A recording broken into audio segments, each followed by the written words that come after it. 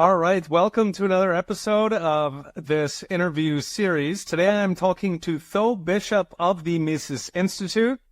Tho is a very good friend. He worked for years as a congressional aide, so I'm hoping he can shed some light on what the hell is going on. Tho, thank you for coming on. Thank you for having me. Excited for the conversation. Yeah, so I think we'll just jump right in. Biden resigned yesterday, but I don't think he's addressed the nation yet. There's speculation that he didn't even write his own resignation letter. It looks like a fake signature. And some, including the Heritage Foundation, are now asking for proof of life. So, Tho, what the hell is going on? Well, I think it's a great illustration of where true power lies. And the answer is it doesn't really lie in the presidency per se. Obviously, this has been a long-standing campaign what a wild month that we have been in. The fact that, I think it was very interesting, not only the dynamic, but the publication of the dynamic of Nancy Pelosi dealing with Biden. There was a Political article. This is the established word in D.C., right, to the extent that Nancy Pelosi basically told Biden, you can either do this the easy way or you can do it the hard way. And all of the public statements, all of the growing number of largely backbencher legislators coming out wanting a new nominee, that was the easy way. That was not getting to the hard way. I think that you're going to see a trickling up of just detailed accounts about how feeble Biden had become. Again, the fact that none of this seemed to be a problem before the debate is a whole different conversation for a second day. But yeah, I think it's just a fascinating example of the extent to which the true power brokers in Washington, which again was not Biden, it was Obama world, it was Pelosi, it was the old guard Democratic establishment there, able to use the media as the tip of the spear to get what they truly desired. And I think it's another example of the interesting dynamics between both parties, right? 2016, we saw the Democratic Party still function as a party, as a gatekeeping mechanism, preventing a populist uprising there. The Republican Party was so frail that Donald Trump was able to take it over. Here, you still, once again, you have the Democratic Party being that enforcement mechanism where, all the powers that be could not prevent a Trump 2.0 arising in 2024. So again, I think it's a great, just a fascinating example playing out in real time of where true power lies, the differences in the power structure between the party bosses of the two parties. And now we got, and what has been most surprising is the fact that we are going with a full-on coronation route with Kamala Harris.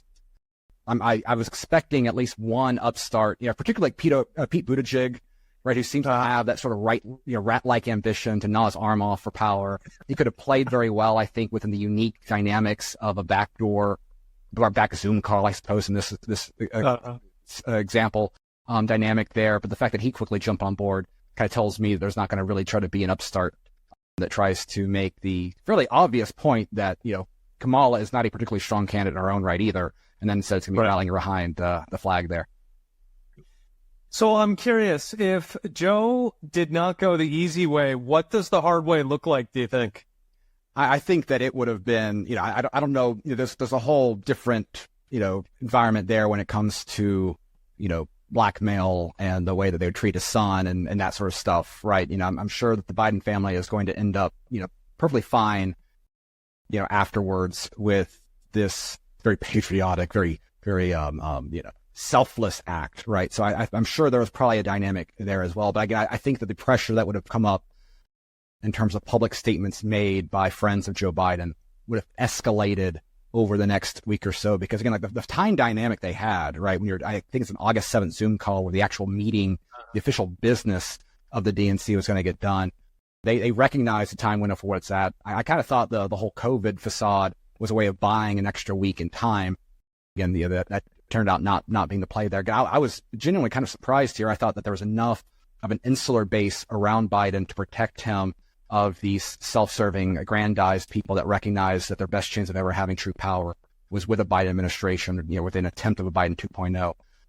But again, I think there was additional cards that were not laid on the table quite yet that would have even further tarnished the reputation of Biden, who I think, again, all of the historiographies that you're going to get about Biden as selfless act, right? This allows him to have a narrative that is going to be greatly desired by the sorts of circles that Biden runs in, whereas holding on much further would have tarnished that dynamic. I'm just looking forward to Chicago, because in spite of, even if it's a coronation of Kamala Harris, the fact that we're back in Chicago, the home of the 1968 Democratic primary, that of course was marked by mob violence. Dan Rather got a good punch thrown at him, things like that. I really hope he attends this convention as well. That, yeah, history, might repeat itself. But just when you think of all of the outside left-wing groups, particularly when you think about the divides on the Israel-Palestine issue, I think there's still going to be a lot of drama going on there, even if there is not a true contention for that top presidential seat. So that itself should be worth the popcorn there. So if I understand, there's kind of like different cliques or different wings in the Democrat Party, right? And you've got the one that I guess is basically Obama's group. What are the other groups? Is Clinton outside of that? Does she have her own base? What are the other groups in the Democrat Party?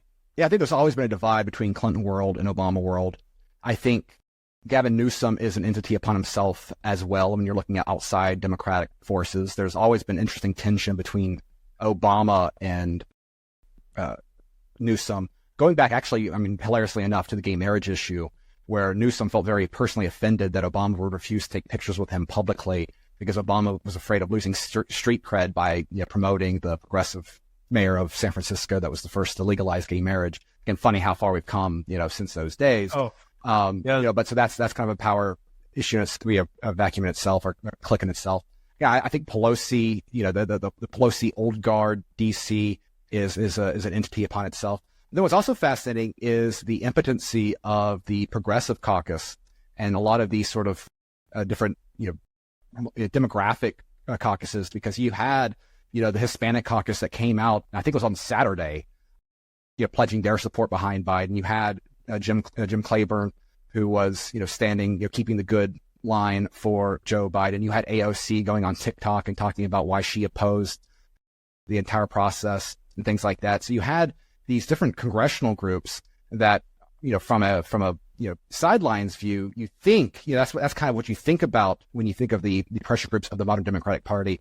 But when it comes to actual power, when it comes to actually dictating the future there, those are put on the sidelines in favor of the old guard, and they're all their different factions. And of course, it's going to be very interesting to see Obama failing to endorse Kamala Harris from the get-go. Is that really, is there still a play to be had from that orbit? Again, I thought Buttigieg would have been an interesting contender for that ring right there. But, Biden, obviously, there has been no particular love between Biden and Obama ever since Biden joined his ticket back in 2008. So that's a whole nother entity. And again, I think one of the most underappreciated aspects of modern politics, the extent to which Obama never left Washington, right? That is pretty unheard of in modern political history, to have this sort of shadow government. Obviously his influence over the Biden administration with certain figures there is interesting in its own right. Like, it's been a very divided kingdom over there. And, fascinating having little windows like that kind of show where some of the lines are really drawn. So, I'd heard that Obama was actually pushing for Hakeem Jeffries.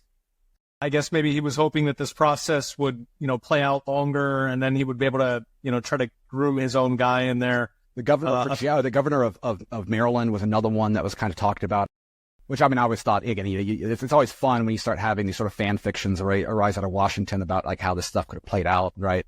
Everything ranging from Aaron Sorkin saying, "Oh, the Democrats would nominate Mitt Romney," because that'd be a true sign of bipartisanship. And the West Wing theme song playing in the background there, or we can just prop up. It's kind of like the Deval Patrick sort of experiment in 2020. How we can just pluck up this black governor in Obama world, kind of make him a thing or something like that. Again, I think that was always kind of fantastical. I think Kamala always made the most sense for a variety of reasons there. But again, I'm surprised the extent there has been bigger pushback, given the fact that she is, extremely unpopular in her own right and hasn't demonstrated a great deal more competency than Biden has, even with his brain damage.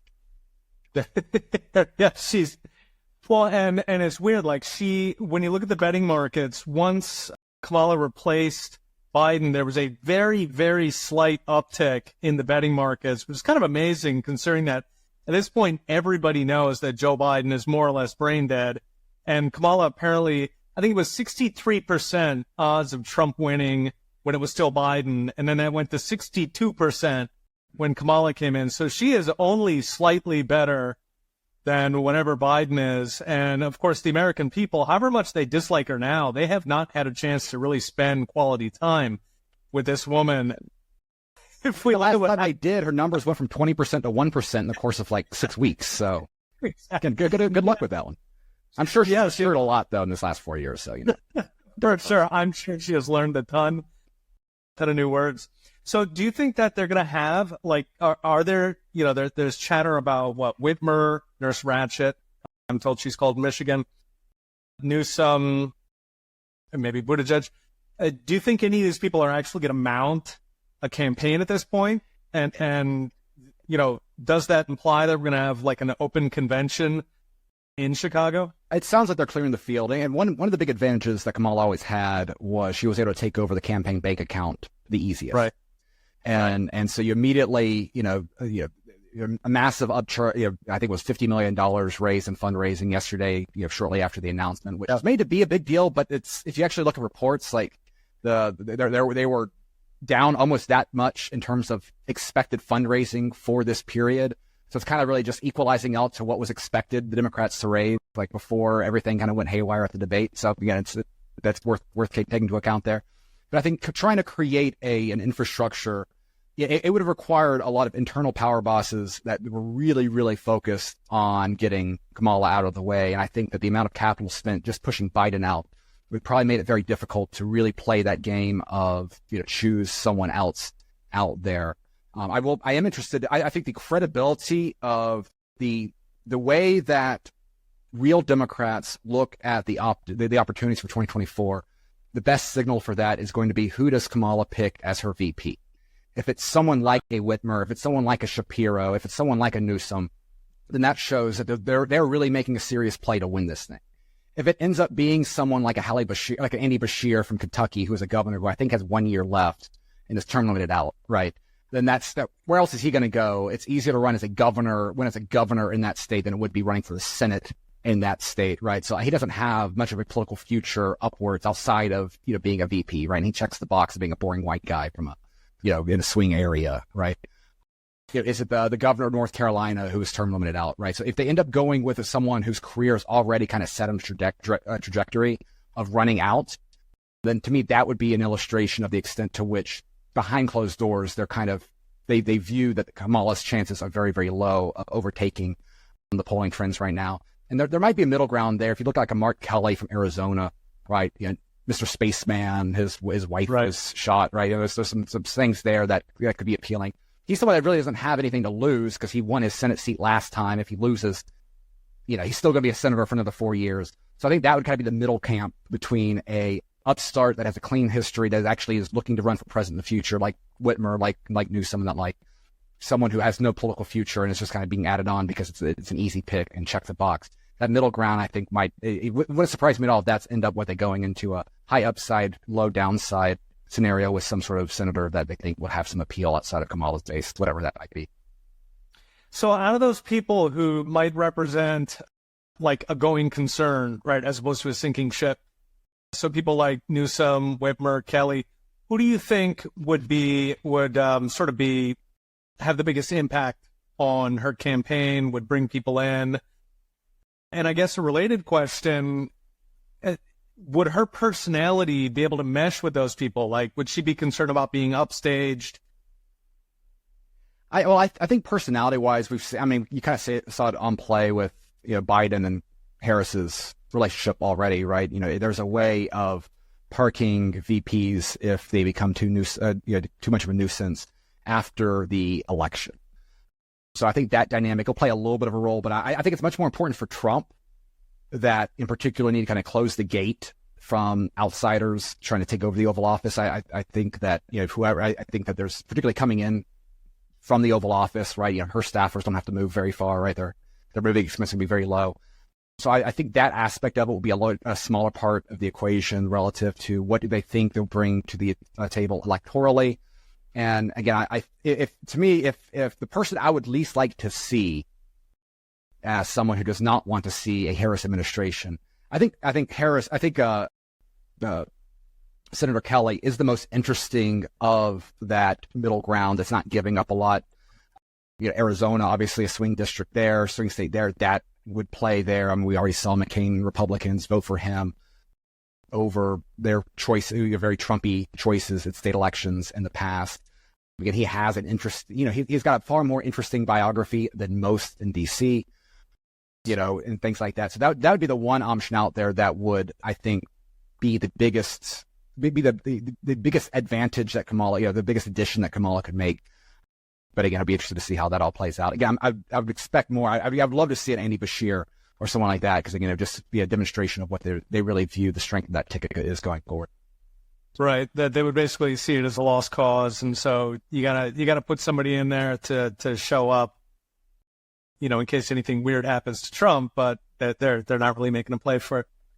What do you think are their actual odds? Like, can you imagine? I don't know.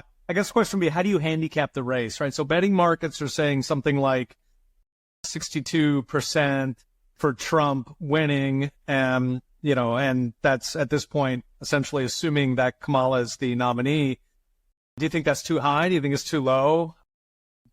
Do you think the media can sort of salvage Kamala and make Americans like her? I think that it is going to be a challenge, but the media is up for big challenges. I think the race is much narrower than that. Only because there's a whole bag of kind of black swan political events that could still be on the table. I mean, obviously they tried to shoot Trump, that didn't work quite right. Things like that, right? It does require some stretching of the imagination when it comes to what might that next big thing be to try to change the calculation of it. But the reality is that, the idea, the narrative that was strong, that was sold very strong at the convention, right, was that we were going to get a new Trump, a more serene Trump, a more thoughtful Trump after the assassination attempt. And we got that for about 20 minutes during his speech. And then he went back into campaign mode, and, his speech sounded just like every other Trump rally, which is, what it is, right? Trump is Trump. I'm not surprised by that. And of course, taking shots at Kelly, which I still don't understand. Some of that envy of his appeal as a strong man and as a strong right-wing leader in El Salvador, that boggles the mind. The way that he's distanced himself from certain sort of allies is a question in itself, but maybe that's just a long game strategy.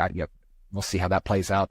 Trump, again, I think Trump's still going to be Trump. I think that there is definitely a change in the normalization of Trump. You see with all the Silicon Valley guys that are now explicitly in his camp as a result of a variety of things. When you have baseball players out there giving the Trump fist pump as a means of celebration, you see it with UFC, obviously. I think there has been an interesting broadening of the cultural landscape that makes Trump more acceptable in a variety of interesting ways. But ultimately, you're still dealing with, how are wine moms in Georgia and Arizona, how the suburban women who have been turned off by Trump in the past, will Kamala end up having a campaign that makes her sellable enough to get them to ignore the economic realities that they've suffered the last 3.5 years?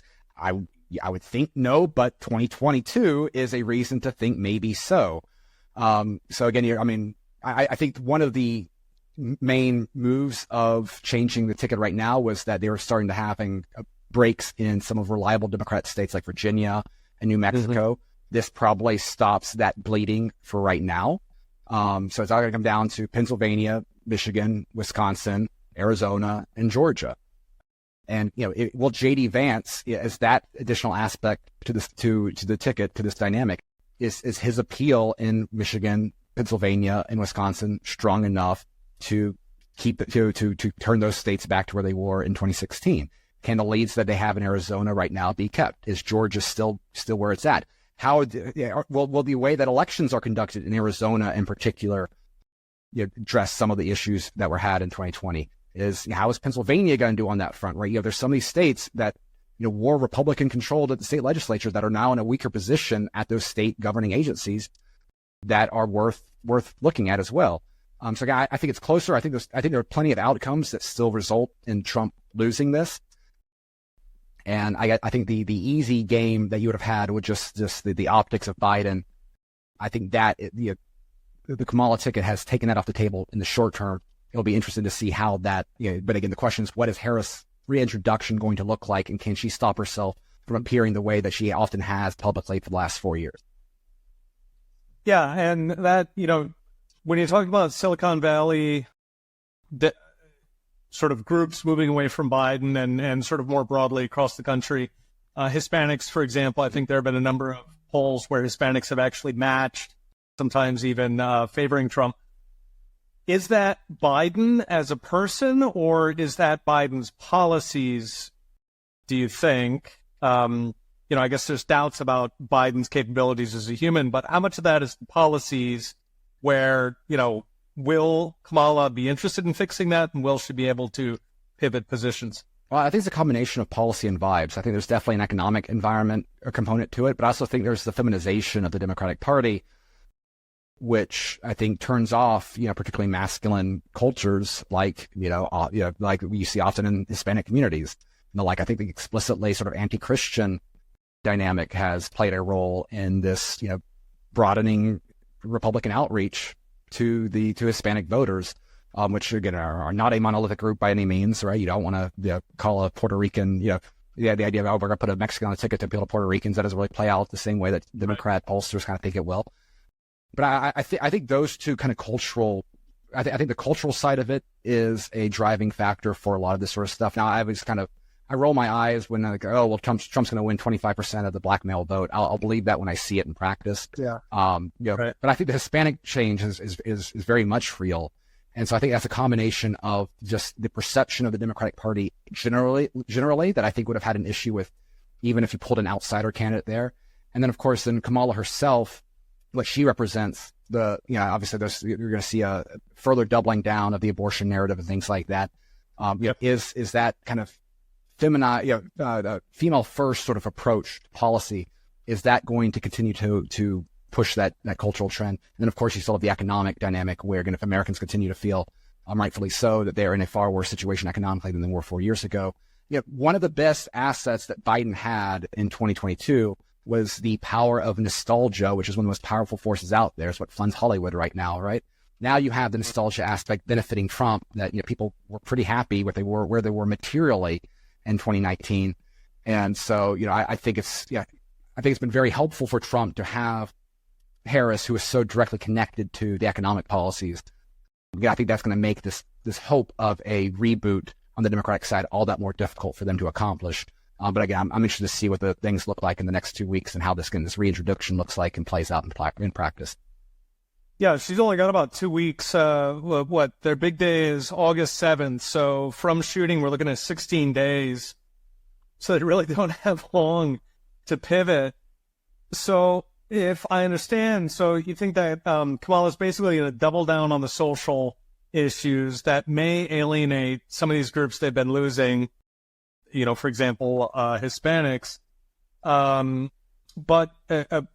But of course, what they're aiming to do is to energize their base, the wine moms, the college girls and whatnot. But I'm curious, outside of social policy, I have to imagine that there's a consensus among Democrat strategists that what they're doing isn't working. The enormous spending, the piling regulation on, foreign wars to the extent that those then feed into trade frictions. Do you think there is, I guess, number one, any desire among whoever is running Kamala to try to pivot on those points, maybe play off Biden, something along the lines of Biden, didn't do X, Y, Z. We're going to give you sort of a new deal for America. Do you think there's any interest in that? And do you think they could pull it off? We'll be interested to see how exactly they can pivot, given just how ambitious Biden has been on a lot of these domestic issues, right? I mean, when the entire selling point, right, is we've had the biggest investment in green technology in, world history, right? It's difficult to like double down on like, we're going to have a bigger Green New Deal this time, right? Student loans, right? Biden has used that lever as much as possible as a way of bribing dead college students, right?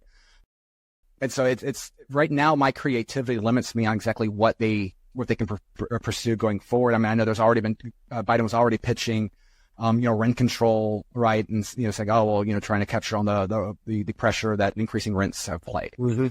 So I think you'll see a doubling down on that to a certain extent, really pushing that in the forefront. But on the other side of it, though, I think one of the most fascinating aspects of pure Trump sort of policy, right, is that one of the things I appreciate is the extent to which Trump has really leaned into bribing Trump skeptic voters with his own policies this time around. He played around with it in 2020 with the Platinum Plan, right, and his kind of black outreach things, and yeah, that didn't really work out well. And I find it really fascinating, his outreach to both crypto holders, Bitcoin bros in particular. That I think was a brilliant strategic move, and also to the service industry workers with the elimination of taxes on tips, which is one of those things that is so simple for people to understand. It is the perfect handout. It's the perfect gimme to a working class aspect. I think when it comes to regulation, it comes to those sort of aspects that make small business harder to have. As a small business owner, you're either a ideological conservative and therefore going to vote for those grounds. You are, if you are a non-particularly ideological guy, you recognize that government that the government has made it harder in the last few years than it was prior to for a variety of reasons. And if you're a small business owner that is so far in the progressive Kool-Aid that you're willing to accept that in order for your ideological narratives, I think that kind of cast is already set. But appealing to that demographic of young workers who might be socially liberal, they might mock Trump and think he's an idiot, but they recognize that not taxing their tips has a huge opportunity to strengthen their bottom line. I think that is one of the most fascinating sort of new proposals out there from the Trump campaign. It's just wonderful patronage politics at its best, and its simplicity is that's the fact that if Trump's story is correct, they got it just off of talking to a waitress and just kind of drew it up on the back of a napkin. Like that's the sort of American politics that I love to see. A word from our lead sponsor, Unchained.com. I'm a big fan of saving Bitcoin for long term, and the Unchained Bitcoin IRA is a great way to do that. You get the tax advantages, and if it's a Roth IRA, you're not going to pay capital gains so long as you HODL. Most Bitcoin IRAs make you give up control, which can expose you to exchange hacks or even relending it out like banks do. With Unchained, you control the keys to your Bitcoin, which means you always know it's there. They also provide one-on-one concierge service to walk you through it and answer any questions. Why pay more in taxes than you need to? Set it up today at Unchained.com and use promo code PETER to get $100 off a Bitcoin IRA. Now back to our show. What is hilarious, because a lot of us on the small government side, you often hear complaints how, government can buy votes, and here we are, we can't participate in that game. But of course you can, right? You just offer people, hey, you want to be left alone? And yeah, there are fewer, finer ways to do it than, tips are generally earned by lower income people. They're extremely visible for people. They're salient at a sort of happy moment. They're associated with giving things for not, without expecting anything in return. They're sort of associated with happy moments. It is brilliant. And, what's fun about Trump is that when he buys votes, he just comes out and says it. He was at the Libertarian conference and he said, if you vote for me, I'm going to put libertarians up, but only if you vote for me. He's just, sometimes he'll literally joke. He'll say, I am buying your vote, which is kind of refreshing, but that is kind of how the game is played. I think Republicans haven't really been competent at doing that in the past, right? Yeah, no, absolutely. And if you look at the history of political liberalism, in terms of reducing government and things like that, it has been precisely because you've had particularly that middle class has viewed that their material well-being benefits from the establishment of these policies, right? You have a special interest group, you serve that special interest group, and the war must feed the war. So in a healthy political structure, a healthy political party, when your party wins, the people that support you get richer, and if possible, the other side gets poorer some way, right?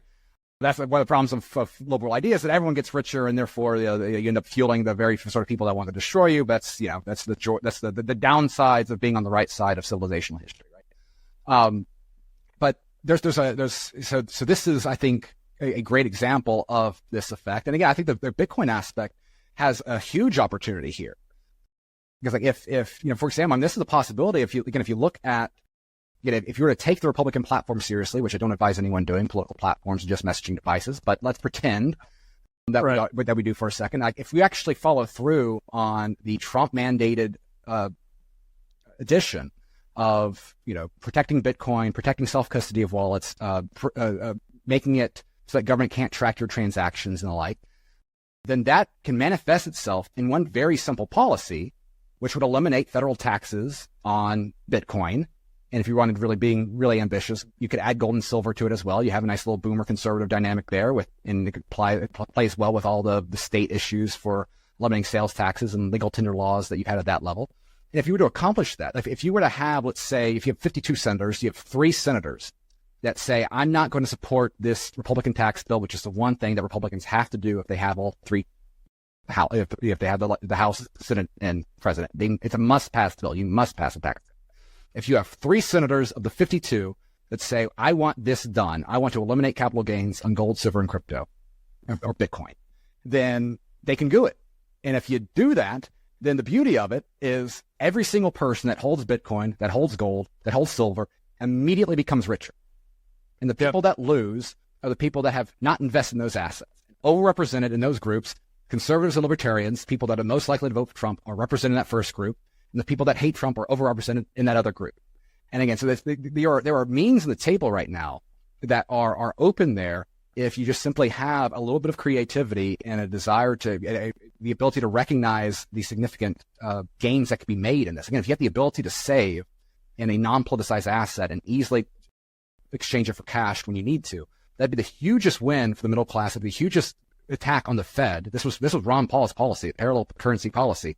It's the opportunity for a very radical dynamic that is very easily worked into a approach of bribing voters, supporting the people that are supporting Trump, right? So it's the current political environment and Trump's style of transactional politics creates very real opportunities for those that are willing to pick up and do the work.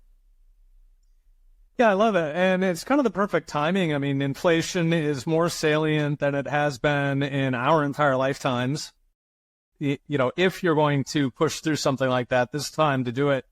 Are there any policies that come to mind for you of those, sort of things that, say, Republicans or small government people should be pushing, right? Ways that they can reward their base, and they're just leaving that on the table at the moment? Well, again, I think, issues on the tax side of things, stuff at play. I mean, obviously, changing the energy policies would be obviously a top priority there. The issue comes into the extent by which, how much of this can be accomplished with the math on the table versus how much would you really need some sort of massive change in government, right? So if you need 60 senators to accomplish major legislative accomplishments, then that pool of options becomes much, much larger. The opportunity for radical reform becomes much, much larger, but that requires a much, much more significant political ask of really controlling the Senate in a way of making that possible. And so given that as a political reality there, I think the question, I think then the focus comes into what can be done with 51 votes. The tax bill does. That's where the capital gains tax come in. What can be done through executive fiat? And, I think, obviously, first and foremost, that comes to a personnel issue, right? So you need follow through on firing 50,000 bureaucrats and and replacing them with loyalists and people that are going to have fun ways of trying to figure out how they can use their little levers of power. I think that itself, that dynamic of massive shuffling of the civil service is a huge, huge project that can bear fruits that I don't have the creativity to particularly see right now. It's very Jacksonian in its approach of things, which I think is a very good thing. And then, of course, the other branch of it is what can be done at the state level to address that when you do have essentially Republican-controlled states that have the governorship and, big enough supermajorities in the legislature. And that's obviously been an increasing trend in states like Florida. Texas, you've had a weakness in terms of a leadership side of things, but in theory, that's possible there. And so, what can be done at the state level to achieve a similar goal there? Because, again, I think one of the problems is that you've had this conservative framework, right, that has become allergic to the idea, first and foremost, of understanding how power lies, understanding just that the value of benefiting your folks in a very material way, and also has given far too much deference to what the private public access companies, right?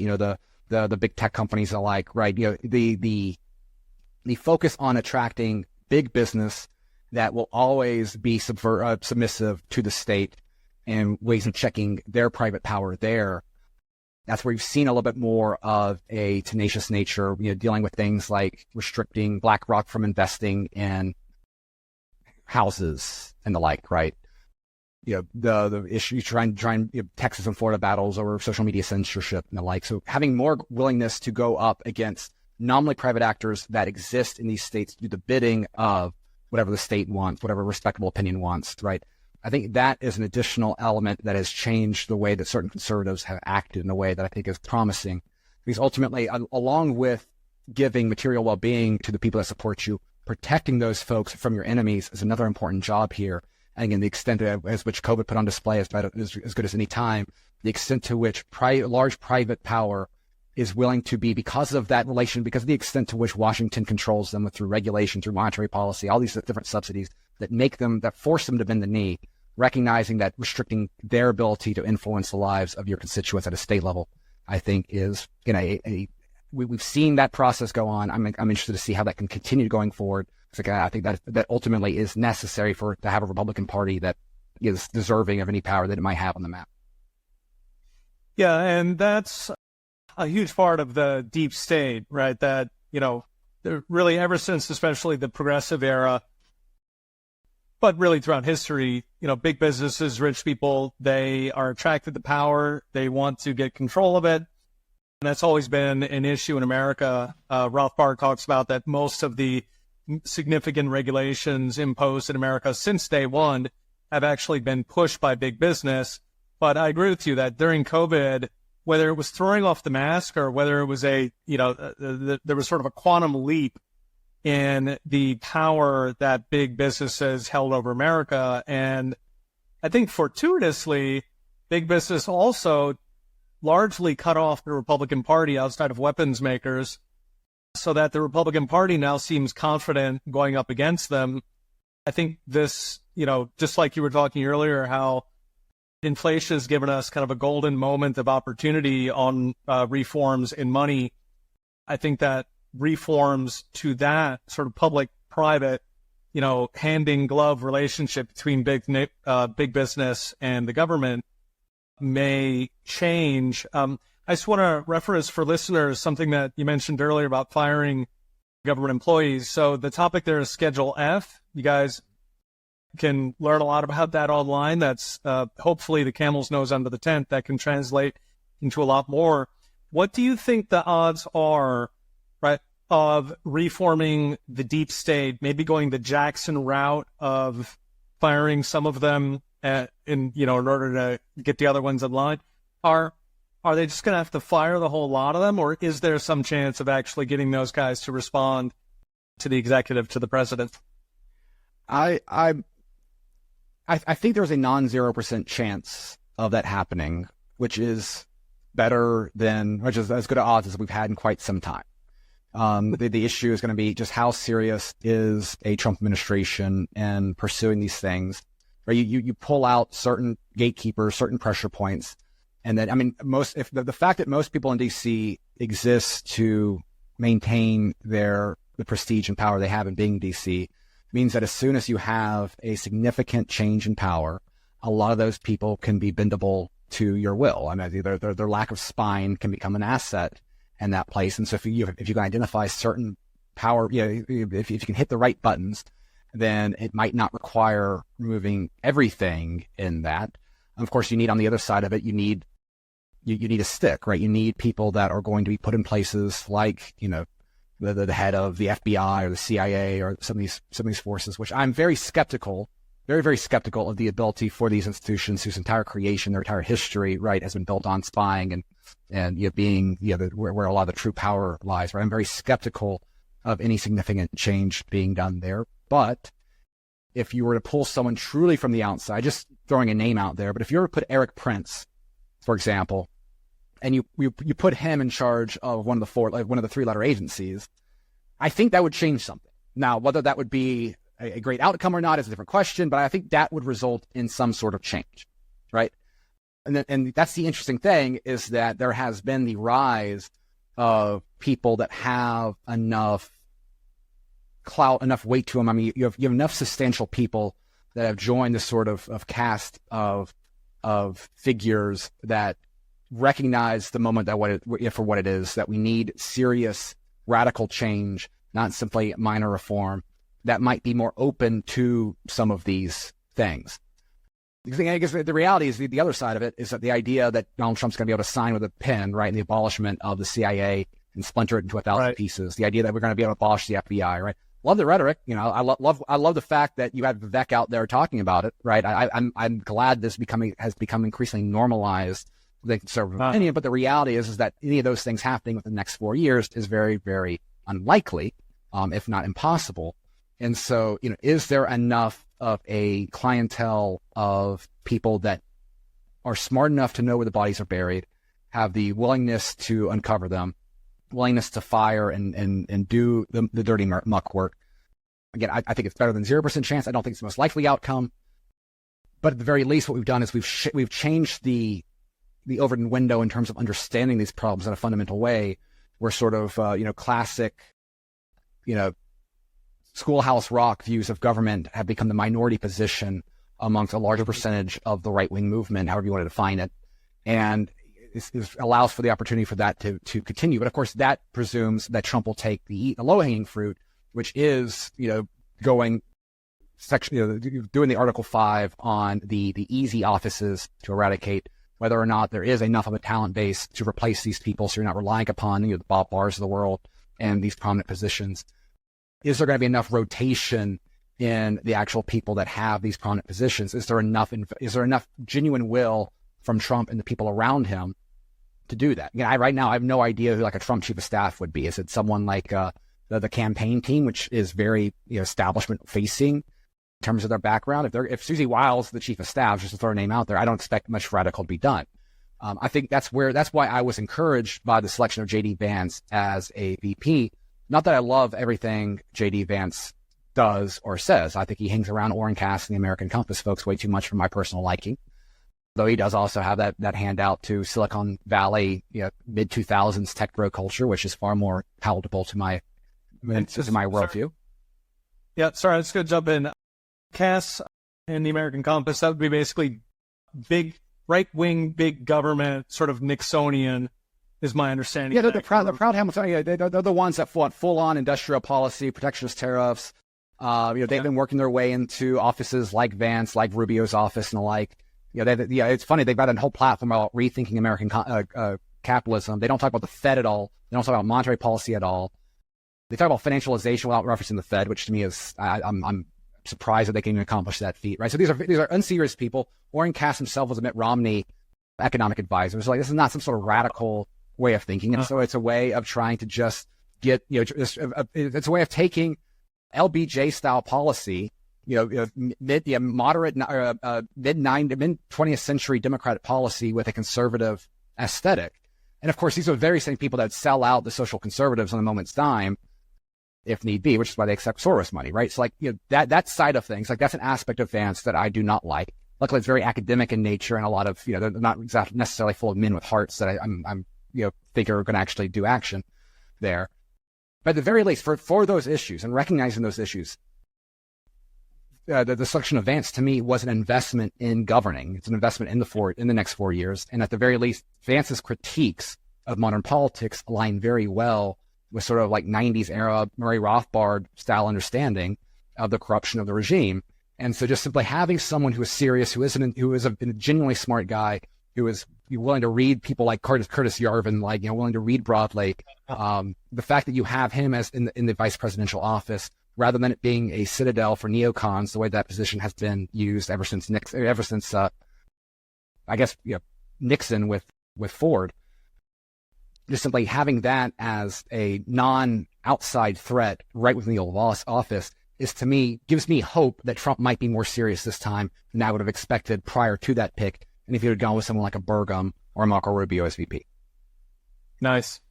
Yeah, I get the sense that when Trump came in, he had no idea how bad it was. I mean, he was saying that it was horrific, right? That the swamp was, an existential threat to America. But I think the first time around, he thought that was rhetorical. And then he discovered that it's actually true. In other words, he wasn't exaggerating. And so hopefully this time he's coming in a lot harder.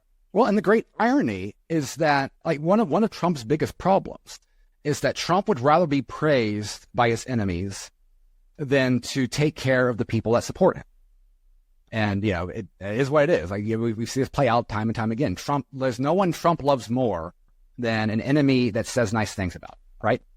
And so Trump could have been so easily won over by the powers that be if they would have just co-opted him, right? If they would have given him a wall in exchange for, Obama dream immigration policy, they could have gotten it done, right? The Democrats and Schumer, like if Trump had the opportunity of being the great bipartisan president, then he would have taken that in a heartbeat. Democrats could have gotten whatever they wanted. The majority of the Republicans in the legislature would have gone right along. It probably wouldn't have hurt his standing that much with the diehard supporters that he has. It would have offset the Tea Party folks. Like, they would have been the fringe rather than the never Trumpers, right? And that would have that was very much within the realm of possibility. Thankfully, even though the state is more dangerous than it ever has been before, it's also dumber than it ever has been before. And so these people just couldn't get over their visceral reaction. They couldn't they allowed their emotions to trump their strategic vision in a rare instance there. And it's the way that they have reacted to Trump, going with Russiagate and all the way to the recent criminal convictions, right? The way that they have treated Trump has made Trump far more interesting than he would have been in a vacuum. Yes, absolutely. I think it's fascinating how they threw away that opportunity. They could have captured him the day after the election. All they had to do was a bunch of puff pieces on him, which they're about to roll that out for Kamala. They have no integrity whatsoever, but they were unwilling to do it for Trump. And if they had, they could have captured him. I do think Trump is abnormally loyal to his people for a politician, for sure. I think he stands out on that. If he thinks his people want something, then he wants it desperately. I think that's pretty impressive for a politician. But having said, I mean, to be honest, Trump could screw his base over and they would stick with him because Republican voters took Mitt Romney, for God's sakes, not that long ago. I mean, what else you got? So absolutely, the sort of establishment media, for example, they could have stolen Trump on day one. But as you say, it's like they'd gone insane. They had the opportunity of a lifetime to steal a Republican and flip them effectively after the election, and they didn't take it. Final question that I want to ask you. You mentioned earlier about the black swans. So, going into the election here, if Kamala doesn't fix the Democrats' polling problem and they feel like they want to shake things up going into the election, what kinds of scenarios should we keep an eye out for? Like, has there been, anything historically in the U.S. or in other countries that they've tried to do to shake up an election? Oh, I mean, we're already in historically unprecedented territory already with the way some of these stuff has go. But I think it can go anywhere from the boring minutia of the way elections are conducted at the state by state level, right? You still have a lot of ballot harvesting going on, right? All the areas where you've had reforms were largely in Republican areas. Again, I think it might make a difference in Georgia, but will that make a difference in Minnesota? I don't think so. I think the Somali ballots are still going to be collected by the same folks. So that's an aspect of it where, I mean, I don't know if you can really call it a black swan at this point since they've already played that playbook, but just in terms of non-political things that could outcome there. I mean, I think the regime's narrative on the new Iranian threat and their desire to assassinate Trump, I think that opens up an interesting realm of possibilities there. Again, I mean, it's the same Secret Service that completely failed when it came to the Butler rally, right? It was the same people that couldn't track down who planted those pipe bombs in front of the RNC and the DNC on January 5th, right? I mean, there's a whole, when you start adding a foreign actor, there's all sorts of bigger booms that you can have than a sniper rifle in terms of navigating something like that. And again, the question there is, does a JD Vance dynamic there change that calculation a little bit? Tucker Carlson seems to think so, but if you're a skeptic of JD Vance for past affiliations, then maybe not. Again, there's plenty of international battlefields that are still hot on the table. Again, how much of that is already baked in at this point? What sort of radical change could happen there? Are they going to finally uncover that NBC inward tape, right? I mean, there's all what we have seen is that there is there is a great deal of creativity that can come when the regime really wants an electoral outcome it so desires. Again, I mean, the Biden administration played a major role, I think, and the outcome of the Brazilian election not that long ago and the like, right? So maybe they're test casing, you're doing running some beta sims there to figure out here that we don't. Thankfully, we don't have the Brazilian Supreme Court, which played a major role in the way that whole process played out. So they'll have to think of something new there. But I don't have exactly my most likely outcome besides the boring aspect of it. But I do believe that the ideas have not completely been exhausted yet on the table. All right. So expect the unexpected for the next 4 months. Yeah. I mean, we're still just in July. Like, what does an October surprise look like, given where we are already right now? No, it's true. Yeah, we've had enough happen in like the past 3 weeks, between the debate, Butler, PA, and now this. Yeah.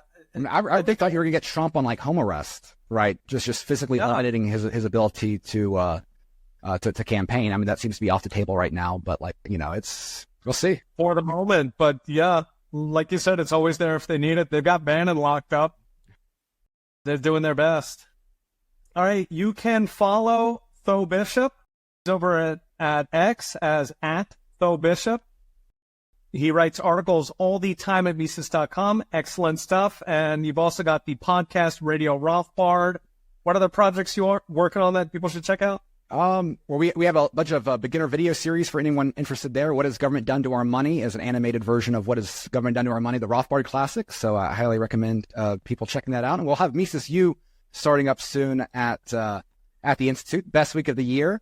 There's plenty of content that you can watch along with that. We'll be doing a live episode of Radio Rothbard there. So anyone interested in catching up on the Institute, this is a good, next week will be a good week to do it. All right, check it out at Mises.org. Mises.org. The .com will get you there too. So we got both. Oh, well, yeah. There you go. All right, because we are pro-capitalist. All right, so thank you as always for coming on. Really enjoyed it. Thank you. Thanks for tuning in. Remember to subscribe so you don't miss an episode, and go to petersanons.com for daily videos and in-depth articles with charts and all the gory details. Okay, we'll be watching. See you next time.